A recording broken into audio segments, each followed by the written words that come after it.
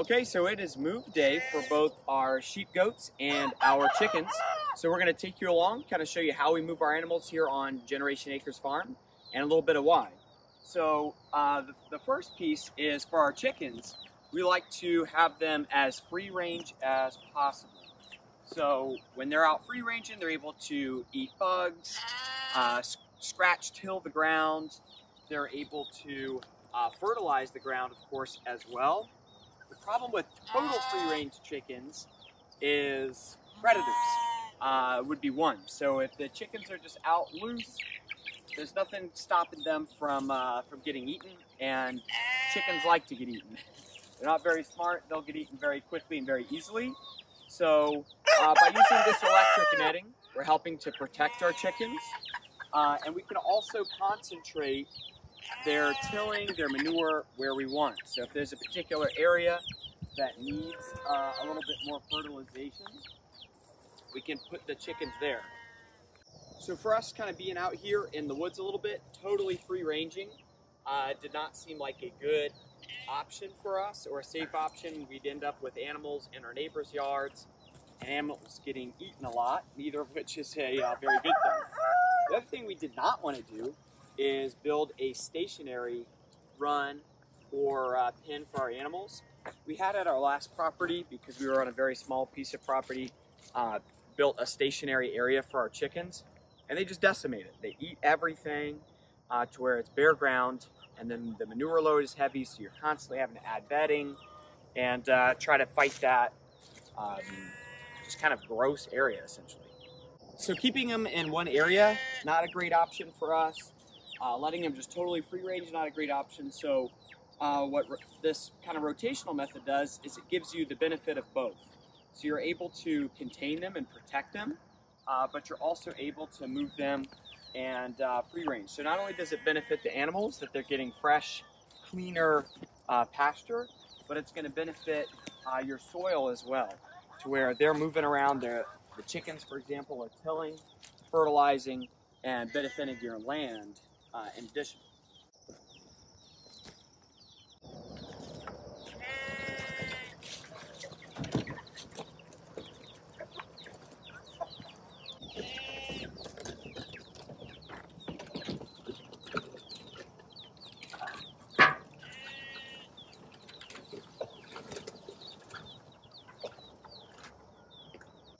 So the way that we move our animals for the chickens, the first step is you're going to want to lock them up. In our case, the night before. It's a lot harder to move them when they're out kind of free ranging. It's possible, but trickier. The first thing I do after that is kind of cut a path with a string trimmer. That way you have kind of a clear area to set up your fence. If there's really high vegetation where you set your fence up, it's going to kind of ground the fence out, and it won't hit as hard. So we kind of clear an area for whether it's the sheep net or the chickens. We kind of clear an area to make it a little easier. So the next thing, of course, is to simply move the fence from where it was to wherever you're taking them. Oftentimes we just kind of move it over one section, so we leave one side as it was and move the rest of them. I kind of lay it out first and then come back, stand them up, and see where the fence can connect. So the way that we electrify our fence netting is through these solar energizers. This one, for example, is from Premier One. They work great. We kind of face it in an open area towards the south, let it charge up. They continue to charge the fence even if it's overcast for up to 3 days or so. If it's not getting enough sun somehow, you can even plug them in just to a regular outlet to recharge it overnight, for example. But for the most part, we haven't had any problems. We just let it charge by the sun, attach it to the fence, and you're ready to go. Now here's the fun part of moving the chickens, for example. Go ahead and let them free.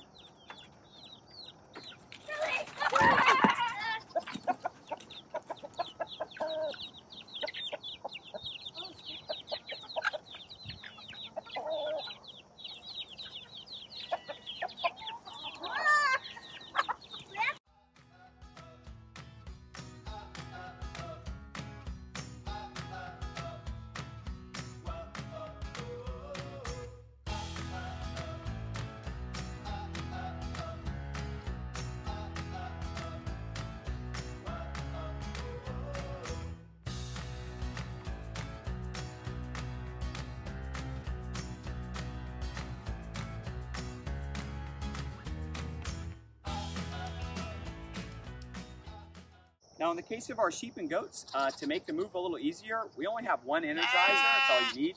But we actually have two fences, so we can have this one set up and ready to go. When we move them from one to the other, it just makes it real smooth. The reason we like to move our sheep and goats is we don't feed them really anything. Of course, we replenish their water. They have some minerals that are going to help keep them healthy as well. But this is what they eat. They turn what I would have to mow into food, right? So I know the sheep and goats are excited. We're going to go ahead and move them.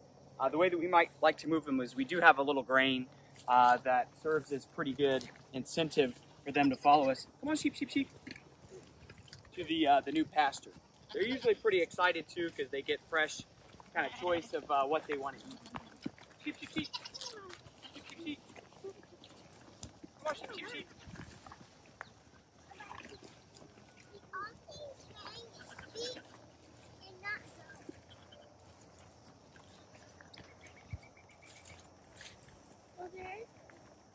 So not only does moving these sheep and goats regularly give them fresh pasture, so we don't have to feed them really anything. They're just eating what the land provides. They're also fertilizing our land. So by moving them around, they're able to fertilize different areas instead of concentrating that all in one area. But it's helping the animals out. If you keep them in one area, there can be parasite problems because there's too much manure concentrated in one area.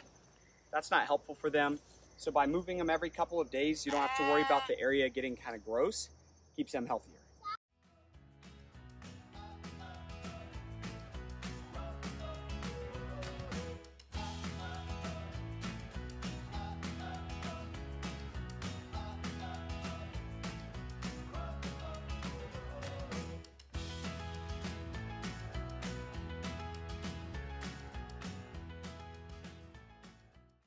So here's an example of where the sheep and goats just were.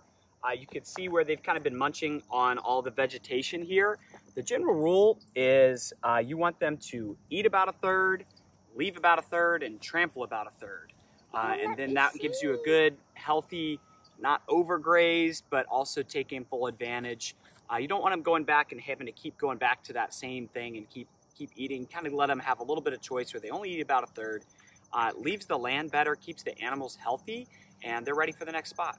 Right, so there you have it, kind of our rotational grazing, how, why. We're able to raise milk, meat, eggs, just mostly off of what the land provides. Keep the carbon kind of in the earth where it can help the land improve. There's something about just the fun of giving these guys new pasture too. You can kind of see how they enjoy it. They get to new pasture, they run from here to there, finding their favorite things. And so it's just something that's kind of enjoyable too, to be able to bring a little bit of joy to these animals. We hope that you enjoyed seeing the process, and we'll see you in the next video.